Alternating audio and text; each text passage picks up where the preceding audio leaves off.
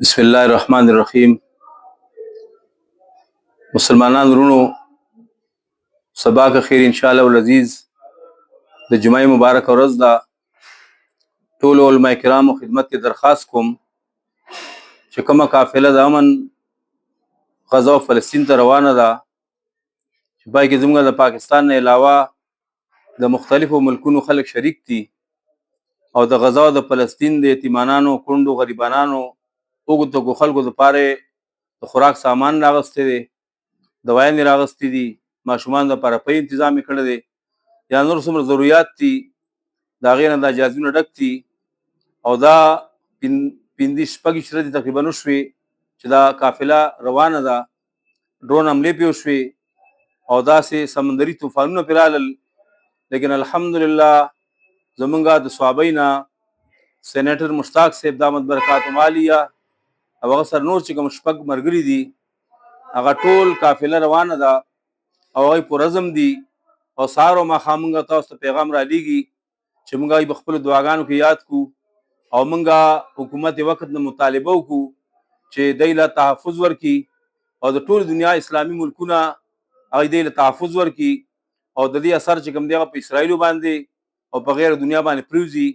په دا قافله کې صرف مسلمانان نه دي روان، بلکې دنیا کافرو چې وکتل نو هغه هم دومره لوی ظلم وشو چې هغه هم دې ظلم ته ظلم وي، هغه هم راپاڅېدل او زموږ دې قافله کې غیر مسلم هم روان دي، زنانه هم پکې روانې دي، ماشومان پکې روان دي.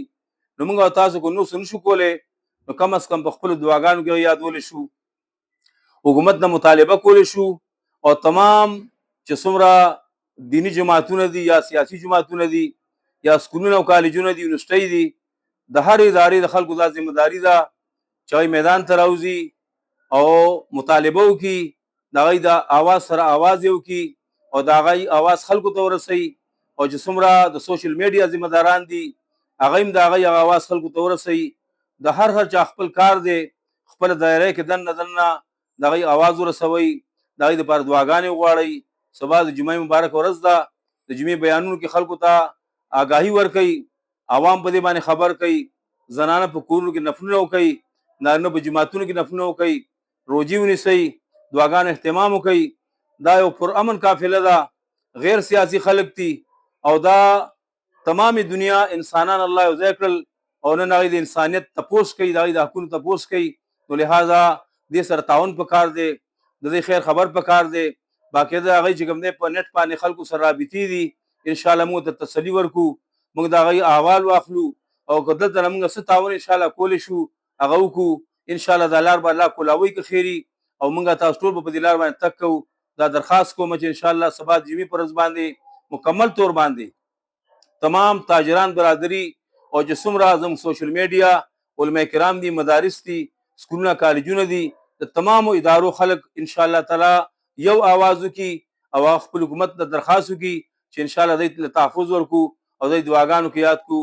انشاءالله تعالی موږ له په ناسته باندې اجر ملاویږي او ورکې دننه عزم وساتئ چې انشاءالله موږ هم دې قافله کې شریک یو او موږ دوی سره چې کوم دی په دې غم کې شریک یو.